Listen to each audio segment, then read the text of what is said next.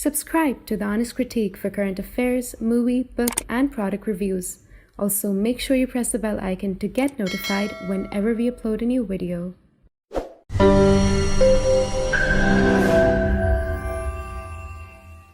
The views, information, or opinions expressed during the video series are solely those of the individuals and do not necessarily represent those of The Honest Critique and its employees. The following video contains strong language which may be offensive to some viewers. Viewer discretion advised. Hello and good afternoon. Today we have Colonel Rahmani among us. Colonel Abdul Rahman Rahmani was an Afghan Army Aviation Pilot and a senior director at the National Security Council of Afghanistan, working in the Presidential Palace. As a pilot, Colonel Rahmani was a part of the Special Operation Forces directly involved in the front lines of the war in Afghanistan. Colonel Rahmani has been a fellow at the Marine Corps University and is currently enrolled at the National Security Program in the National Defense University, Washington, D.C. Colonel Rahmani also played a very important role in the evacuation process of Afghans from Afghanistan, Qatar, and different other places. Today, we will talk about what is going on in Afghanistan while the Taliban is under governance and what are the different approaches the Western countries are taking while dealing with Taliban. Very good afternoon, Colonel. I'm really happy to welcome you today and thank you for being on board with us. Thank you, Siddharth. Thank you so much. Yes. Colonel Rahmani, let's look at the time before August 15, 2001, the time when the Taliban was slowly gaining territories in Afghanistan and very rapidly closed down to Kabul. Given your assessment as an armed forces officer, what according to you was the biggest and the most major contributing factor to the fall of Kabul?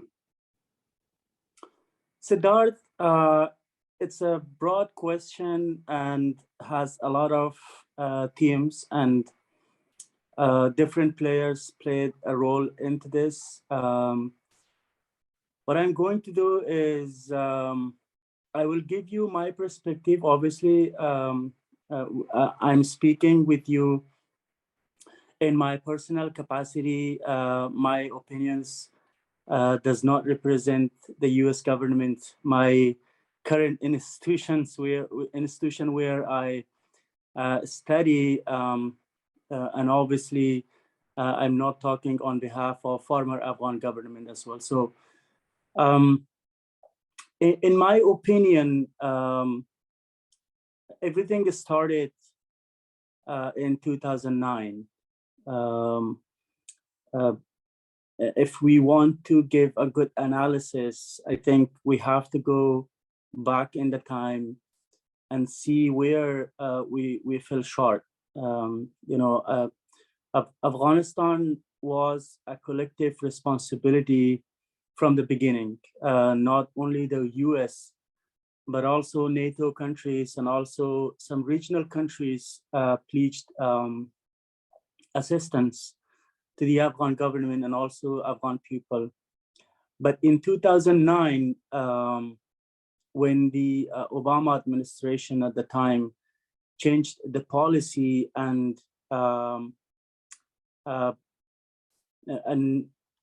wanted to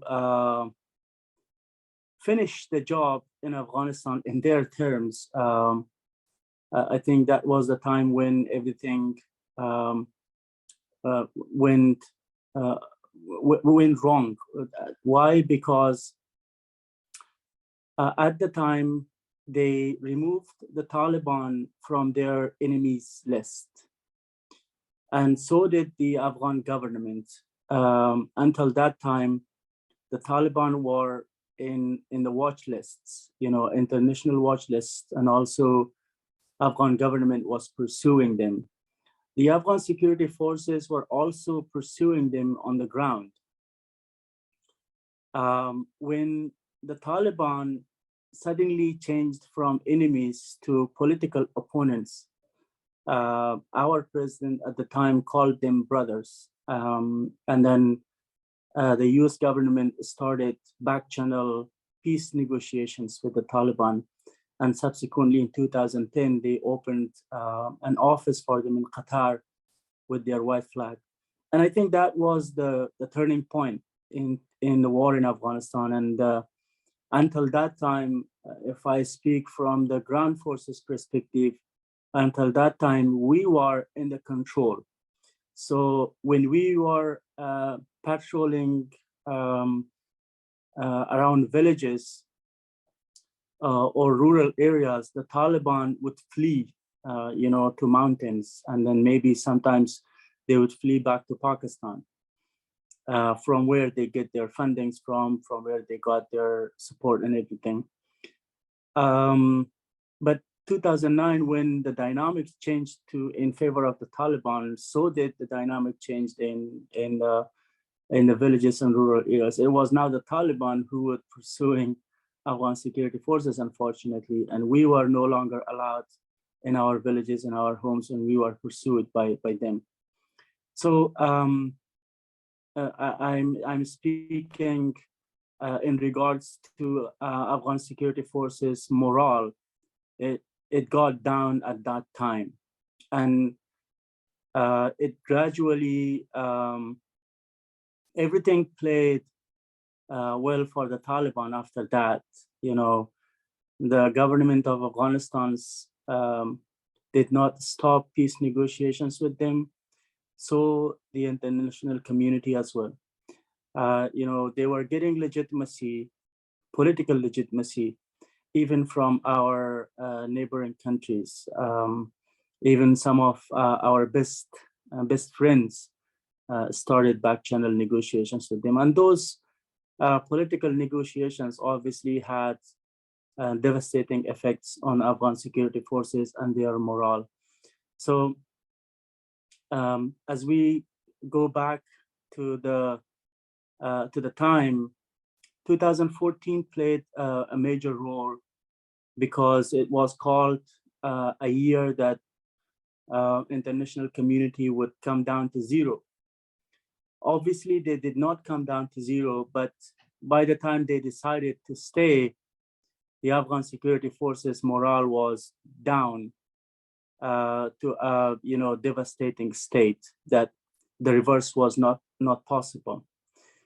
But Afghan security forces, we survived 2014.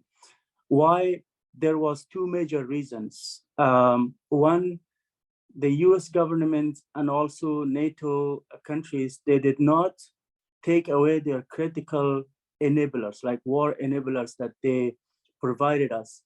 For example, air support, logistical support, and obviously political support, economics as well. So all these played a role in 2014 in Afghan security forces performance. We held against the Taliban, and we fought the Taliban. Taliban tried to seize Kunduz, for example, 2 times, and they failed.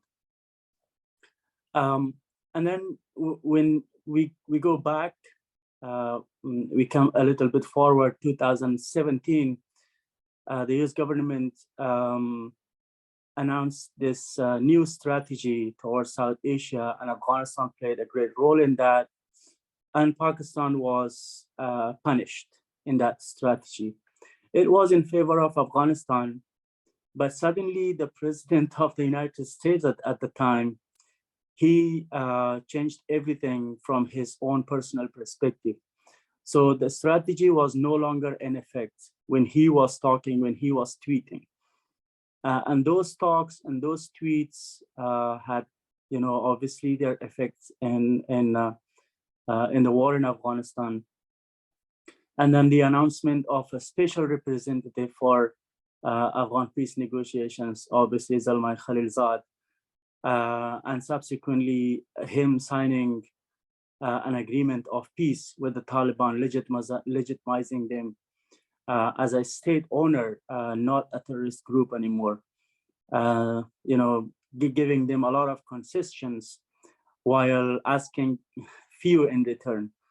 So all these factors played a big and major role in Afghan security forces' gradual collapse.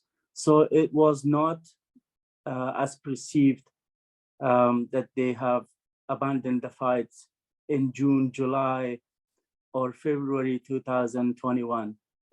So it was a gradual thing. That was a very in-depth assessment, sir. You mentioned that Afghanistan was a collective responsibility for the NATO troops, the resolute support troops, and things started to change since 2009, and in 2014 also things started to change. That international community, started to change its perspective, and bigger events came from the West in 2017 when the American president announced a new strategy. So when you collectively see these changes from the happening from the Western perspective, how do you calculate the role of the other of the entire international troops present, and how do you comment upon their withdrawal? Because it is said that the withdrawal was very irresponsible. It was a chaotic withdrawal. Um, the foreign troops initially were in combat with Taliban, and they switched to training Afghan National Security Forces instead of combating terrorism and the Taliban. So, how do you see the withdrawal of the troops affecting the morale of ANSF as well as affecting the ground reality, the withdrawal of troops? Yeah, Siddharth. So I did not go into much details about how the withdrawal was held. I think the notion of announcement after announcement obviously played a major role in demoralizing Afghan security forces. For example, it was not just the US who abandoned all their major bases. For example, Bagram. Nobody could understand that they would close Bagram, because Bagram could have played a major role in their evacuation process, but they abandoned Bagram. And at the time, I was here in the United States, but my friend was telling me that they did not inform them that they will, close Bagram. And at midnight, all American forces got out of Bagram, and that was a big blow to Afghan security forces. And obviously, the announcements of embassy closures, not just the US, but all these NATO countries, one after another, they were announcing that they are closing their embassies before the Taliban even could seize a province. So those obviously played a major role in demoralization. And when, of course, the withdrawal itself started, we saw how chaotic it was, and even some major US government allies were not able to land their aircraft at Kabul International Airport, either because the Taliban did not allow them, or the US security forces at the airport did not have the capacity to help them, land their plane. So thousands of Afghans who helped the US security forces and also NATO security forces, they left behind. I hear news that more than 30,000 SIV holders are still in Afghanistan. Obviously, more than 80,000 Afghan security forces who are eligible to come to the United States and European countries, they remain in Afghanistan as well. That's right. I mean, yes, indeed, there has been a lot of chaos in the whole environment, starting from the withdrawal process to the evacuation process. Moving ahead, it has been more than 6 months since the Taliban took control of Afghanistan, and we can see non-stop brutalities of this regime. And recently, the Taliban reversed its order in allowing girls to go to secondary education, and which has attracted so many international condemnation. You mentioned previously that when the United States was dealing with the Taliban in Doha around February 2020 for a peaceful negotiation, which was followed by the intra-Afghan dialogue, which eventually collapsed. So that whole process gave unprecedented legitimacy to Taliban. And in the recent times, we have also seen that the Taliban has sent high-level delegations to Norway, to Istanbul, to into Turkey, the Antalya Diplomatic Forum, and recently the Chinese foreign minister is visiting the Taliban in Afghanistan right now. So, how do you see these diplomatic steps, these few steps that the Taliban is taking to make its place viable in the international community? Do you think that we can expect some de facto recognition of the Taliban from the international community in the coming days? Siddharth, if the international community decides to recognize officially, or as you say, de facto recognition, I think it would be a major mistake. Why? It's wrongly perceived that the Taliban are after international recognition. They are not. You know, their words and actions show this. They are not just abandoning girls from school. They are going back to their 90s or even worse than that. You know, they ask government employees to not wear jeans, to not wear suit and tie, and come with shalwar kameez, you know, with beard. People are not allowed to shave their beards. It's the same, the Taliban who are in 90s, they're the same Taliban. They have not changed and they will not change. I give you the reason why. Because according to the Taliban, they are getting their legitimacy right from the Quran and from the Sunnah, or Prophet Muhammad's way of life and thoughts and guidance. So when you have that level of authority directing you, dictating you to do things, and they find a lot of reasons for their actions in the Quran and also in Sunnah. So when they have Allah in their behind and Prophet Muhammad as their guide, they don't see any need for international community. They don't see any need for regional countries. They don't see any need for even for Afghan people. I don't know if you have ever heard about Ali Ala Maududi, one of the scholars, religion scholars, who is perceived to be the godfather of the Taliban. He understood the Islamic Sharia law the same as the Taliban understand it. So in their view, they are the legitimate people who are governing Afghanistan right now, and they don't see any need for any other party or individual or entity to take part in their governance system. If that entity, individual, or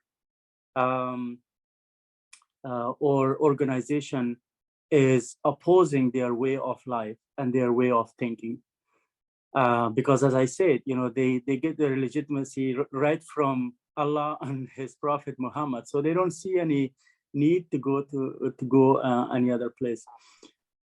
Right. You described that the false interpretation of the Quran, of the Holy Quran, has been the root cause from where the Taliban is driving the Afghan population back into the 6th, 7th century with all these brutal laws and rough regime, even for men as well.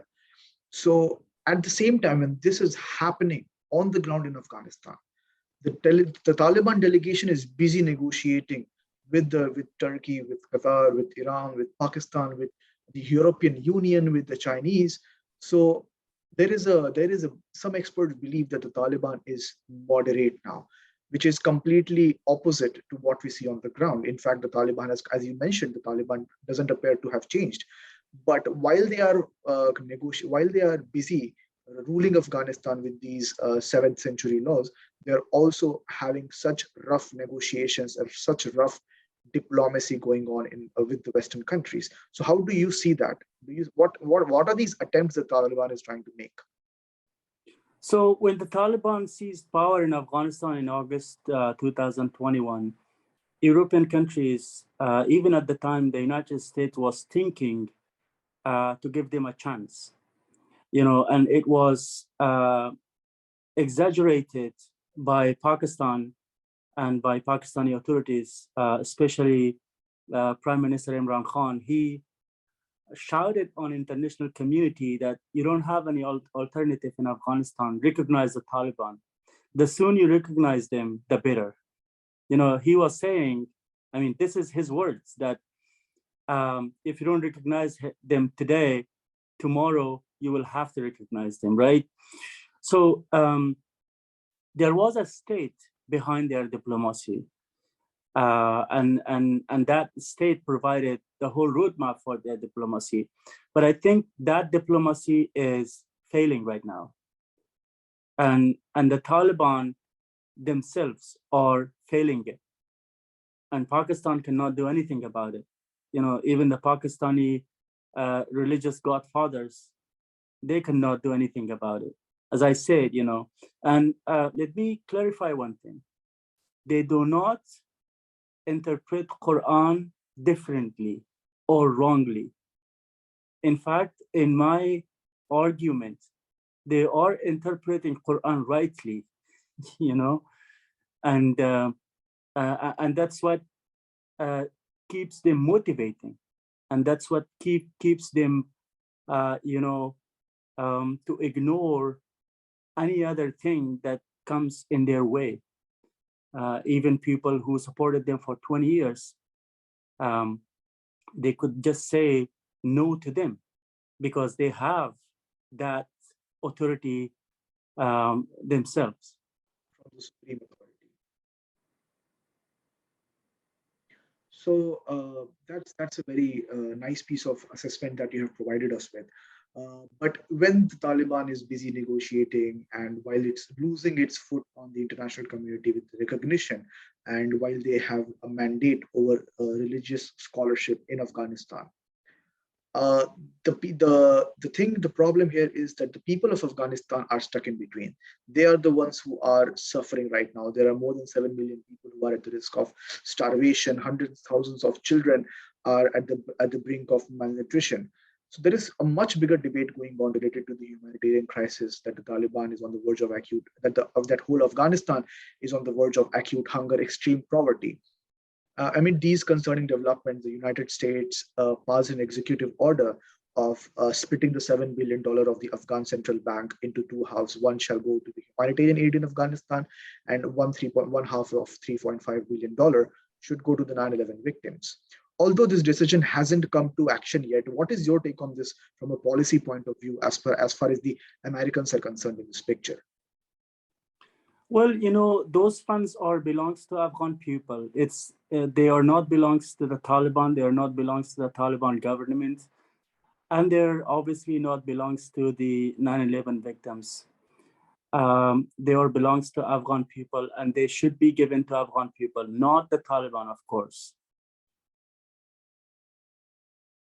To make sure those funds reach rightly to the Afghan people, the Taliban Exactly. has to play an important role. Is that what this is the belief that mostly people have, and that's why even Turkey has been pushing Taliban, pushing and lobbying for Taliban to the West. You must have seen recently the Turkish foreign minister. He arranged the meeting between the special representative Tom West and Amir Khan Muttaqi in Antalya. So there are so many lobbying going on for the international community to recognize Taliban by few states, including Pakistan, as we can mention. So don't you think that the humanitarian aid to be given to Afghanistan has to come via the Taliban? No, Siddharth. The Taliban are showing that they don't care about Afghan people. If they care about Afghan people, they would not go back to the 90s, to the 90s.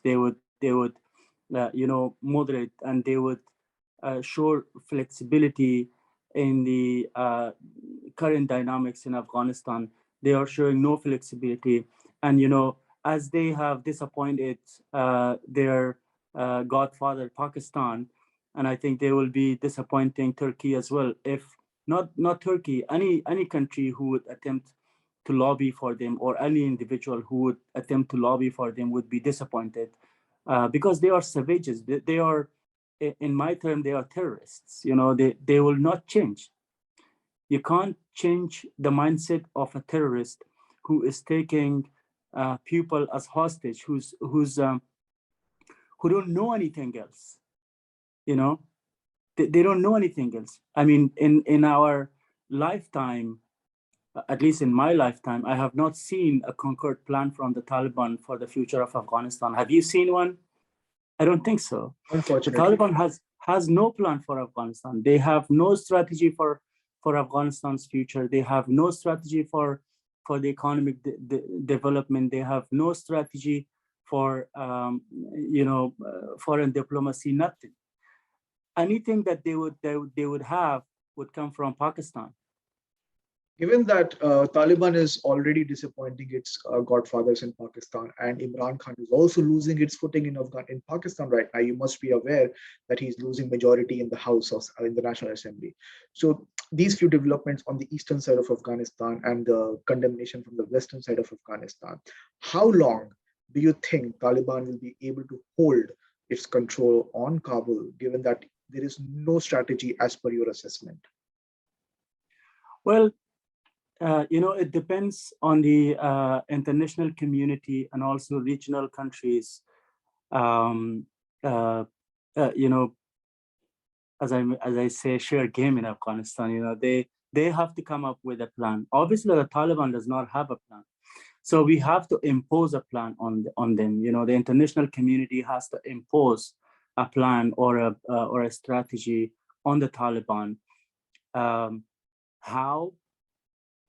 Once Prime Minister Imran Khan is out, I think we might know. That's right. So as you described in the beginning of the conversation, that there are hundreds and thousands of people who are eligible to be transferred to the United States and other countries and other European countries, including a lot of SVI applicants and green card holders and eligible armed forces troops. Including yourself, there have been so many people who have tried and attempted to escape the shackles of the Taliban. The world witnessed horrifying images while the Afghans were trying to flee the Taliban rule.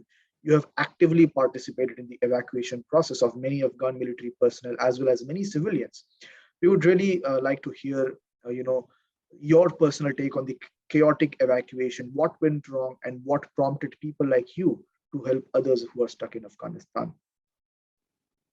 Well, obviously, nobody knew that the situation would evolve that quick in Afghanistan, and the Afghan Republic would collapse in that, such a quick manner. But from my conversations back in January, February 2021, when I was in Afghanistan with the US officials, they knew that the situation might get worse, and they knew that they might have to evacuate a lot of people. They were thinking at the time, but they were not planning. And this is what happens when you don't have a plan. So you must have a plan for these type of evacuation operations. Evacuation operations from a military perspective is one of the difficult operations, one of the challenging operations. Why?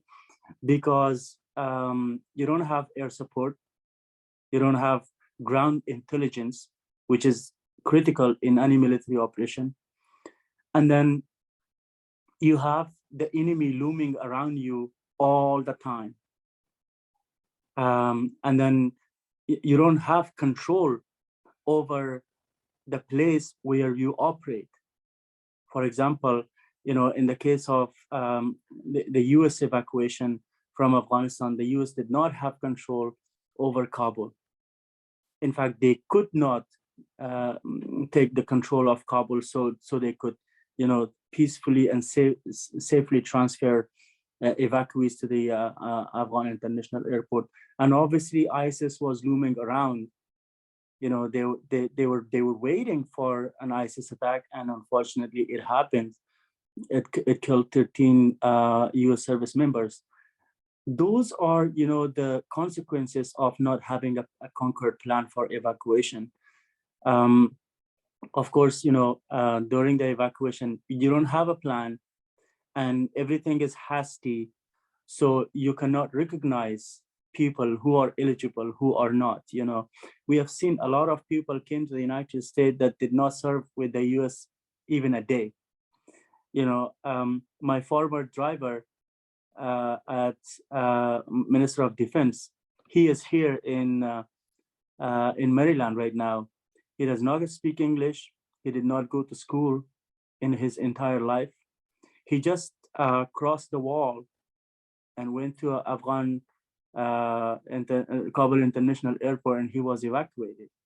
So you imagine that, it was that chaotic.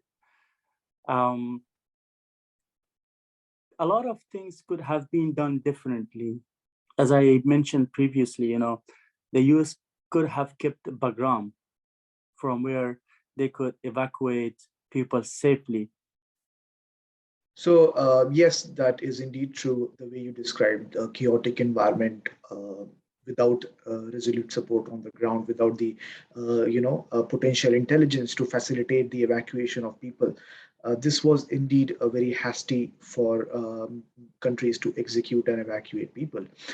And I'm really glad that so many people came out in support of evacuating Afghans, including yourself. And we have seen so many personal accounts of people and their different stories which describe the horrors of Afghanistan during the evacuation process. And indeed, the major suicide bomb blast conducted by the Islamic State Khorasan, which claimed more than 200 lives. So, talking about ISKP, ISKP now is recognized as the #1 enemy by the Taliban. Some people believe that ISKP is a Pakistani proxy. There has been enough evidence to prove that ISKP is a Pakistani proxy. The ISKP cadre are former Taliban member, foreign Lashkar people, former Haqqani network cadre. In fact, they are infiltrated by so many foreign members as well. So at the same time, we have seen the spillover effect come to Pakistan. Recently, there was a major bomb blast in a Shia mosque in Rawalpindi, which killed more than 70 people. And this attack was claimed by the Islamic State Khorasan. How do you see the Islamic State Khorasan province chapter emerging in Afghanistan right now, since Taliban has also decided to declare the Islamic State as its #1 enemy?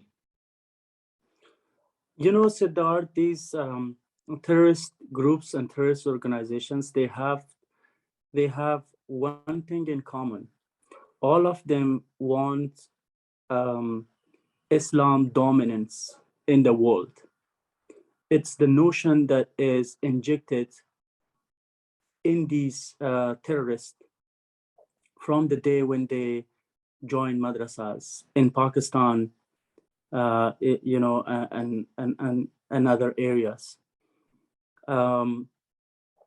They all want to dominate the world by violence. They think that's a legitimate thing to do, and ISIS is not, an exempt. Obviously, in Afghanistan and Pakistan area, there is no difference between ISIS and the Taliban. They think the same. Their ideology is the same. Their base of support is the same, as you said. The state that was supporting the Taliban is now supporting. Even they created this ISIS, and they are supporting them to have that shadow, force, that in case if the Taliban went too far, they have another alternative. And I think ISIS can be an umbrella like the Taliban for other terrorist groups. Major terrorist groups are now, coming and doing bay'ah or pledging their support to the ISIS leader. ISIS is expanding from eastern Afghanistan to some parts in the west and also in the north, especially Jawzjan province. We have seen quite a few of them, and then in border areas with Tajikistan in Badakhshan province, we have reports that ISIS is active. So, as I said, Pakistan is playing the role of the Taliban the role that the Taliban played in the last 20 years is now played by ISIS. There would be some attacks here and there in Pakistan, but that does not mean that Pakistani government or Pakistani intelligence ISI is not supporting these terrorist groups, unfortunately. And in the longer run, it's a major, a significant threat to Pakistan itself. The way that Pakistan is conducting business with these terrorist groups and the way that radicalization is going on in Pakistan, of course, someday Pakistan will be hurt more than any other nation. Indeed, I mean, Pakistan has been a spoiler in the whole theater, and someday these eventualities will hunt them down again. And we have been seeing so many times Pakistan being targeted by their own creations. So when you say that Pakistan has been responsible, Pakistan has been, playing the role in promoting these terror outfits in the region. Since Taliban took over in August, many terrorist small-scale and large-scale terror outfits have gained emotional and psychological support. They have a sense of victory when they saw Taliban taking over. They got some motivation from the events of August 2021. On the similar line, the Tehreek-e-Taliban Pakistan (TTP) intensified its attack in western Pakistan alongside the tribal region. In fact, it has been to such a level that the Imran Khan government offered to negotiate a peace deal with the TTP, which was later rejected by the TTP chief. On the similar lines, what do you currently see? How do you see the Taliban-Pakistan nexus right now in Rawalpindi and Kabul?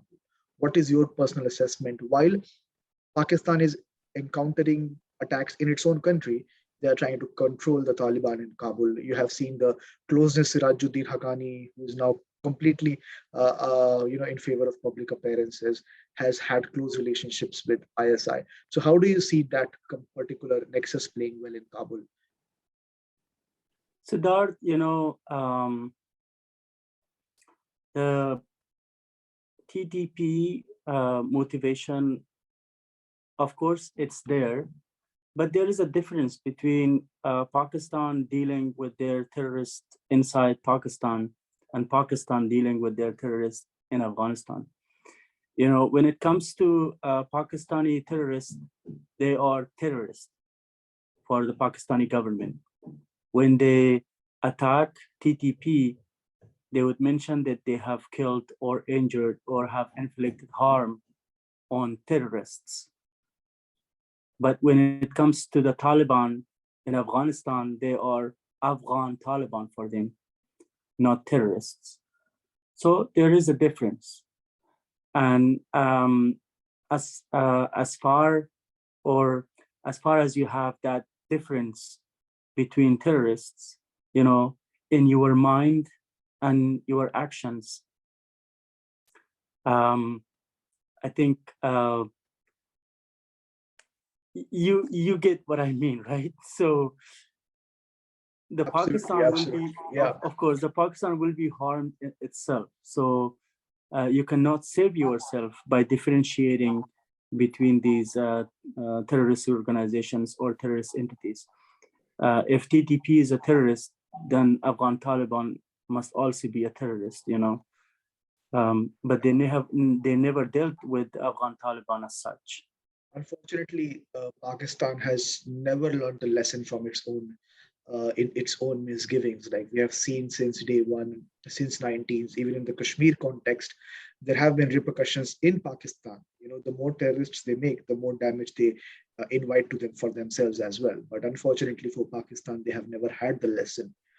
Well, this was a great discussion, sir, and we are very excited to know that you are coming up with this new book of yours. This is your second book. You're quite a prolific, very progressive writer in these days. And your second book, Music in Madrasa, describes your journey from a Pakistani madrasa to the Afghan presidential palace, which is a very fascinating story. It's like your own narrative that you're bringing to the war. Till now, we have seen so many Western narratives that have been driving the discourse of Afghanistan war, and we have hardly seen any Afghan narrative to the war.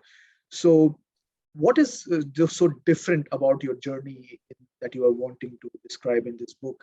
And if you could tell our viewers what kind of people should read your book and what exactly this book addresses. Siddharth, thank you for bringing this question. I think it's very important to address this to your audience, because the book serves as a guide for different people who want to know the dynamics behind madrasa life, the dynamic behind the creation of TTP, Taliban, ISIS, Lashkar-e-Taiba, and all these terrorist groups. This book, I think, gives them their answer, because I came from that environment. Although quite a few years ago, during 2000s and 90s, but the nature of education has not been changed since in Pakistan. It remains the same. Same people who taught me perhaps taught many Taliban leaders. Same people who I interacted with them during late 90s and early 2000. They had interactions with the Taliban leaders. I studied at Haqqaniya Madrasa in Karachi, Pakistan, Peshawar, Pakistan. Haqqaniya is a very famous madrasa in Pakistan. Many Taliban leaders have graduated from Haqqaniya. And also I studied in Jamia Al-Faruqiya in Karachi, Pakistan for more than six months. And that's also a major entity that issues fatwa.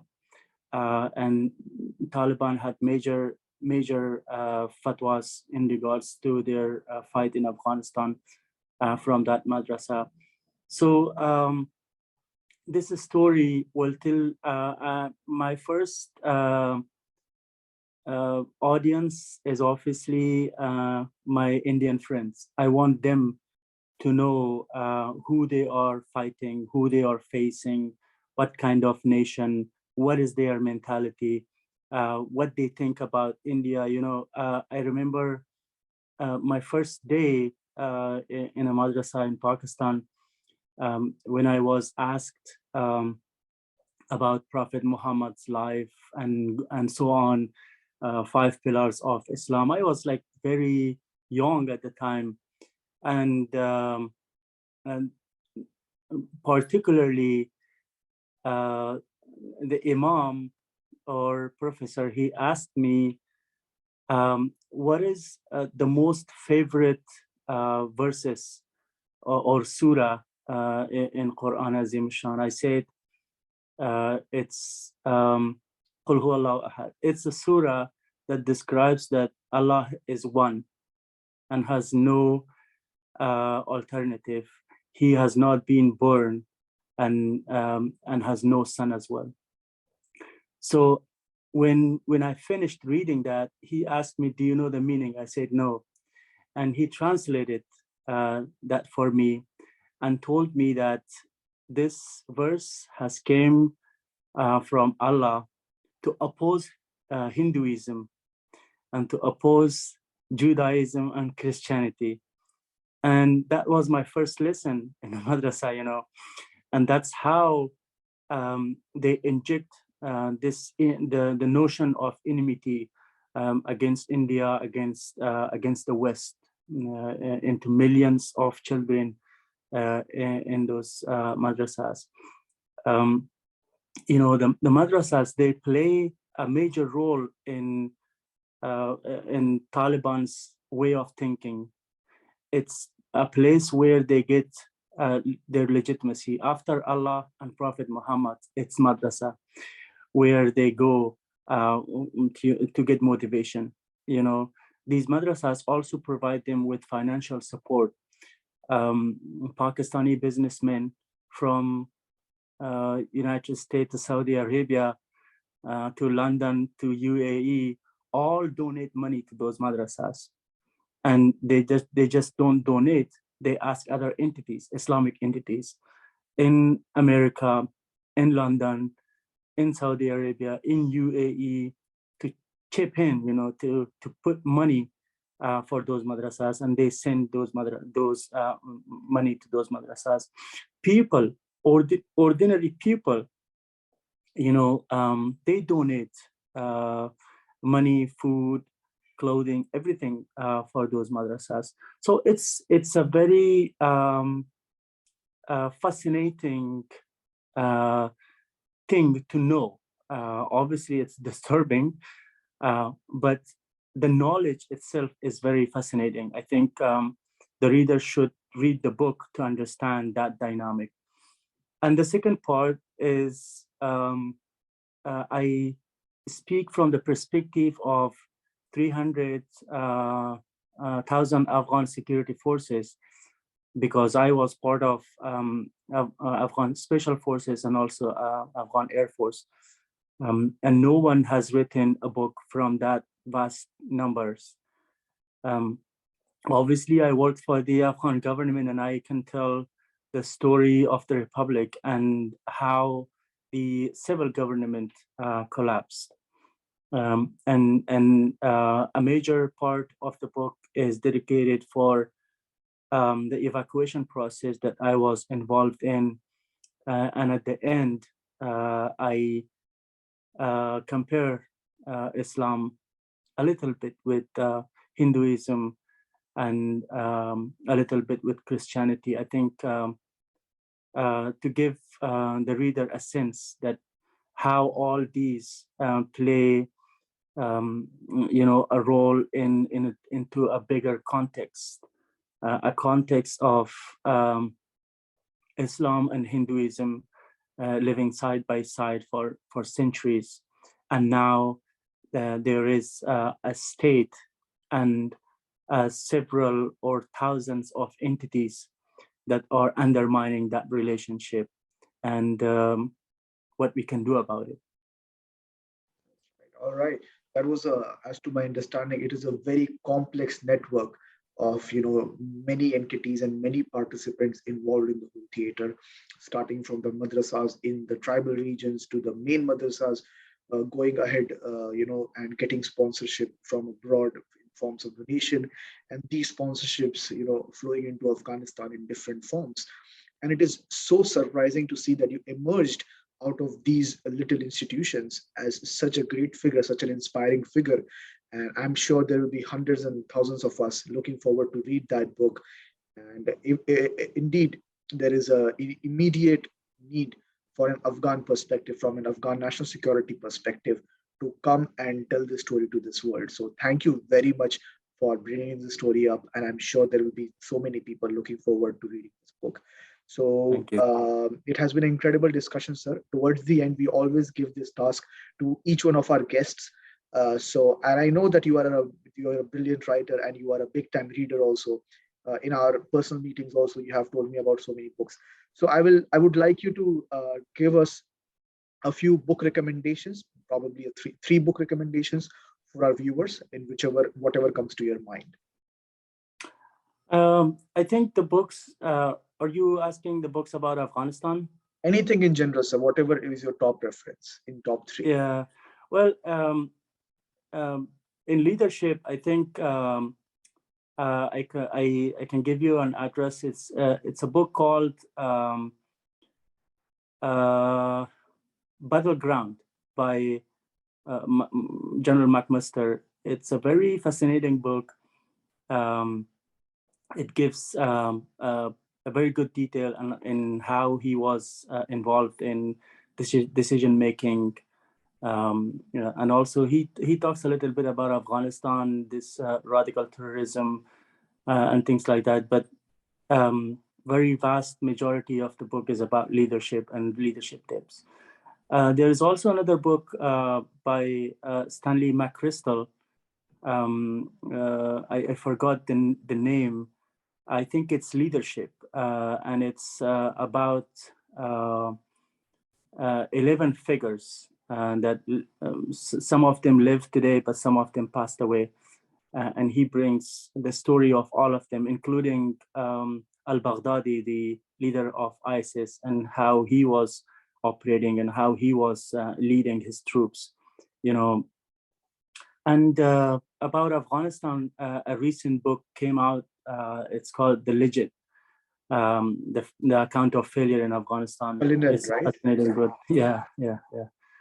I think these are quite books that readers could get a lot of things about out of them. That's brilliant, sir. And thank you very much for taking the time out and agreeing for this interview. We had a great discussion, and I look forward to seeing you in person again. Thank you very much. Thank you, Siddharth. Thank you so much.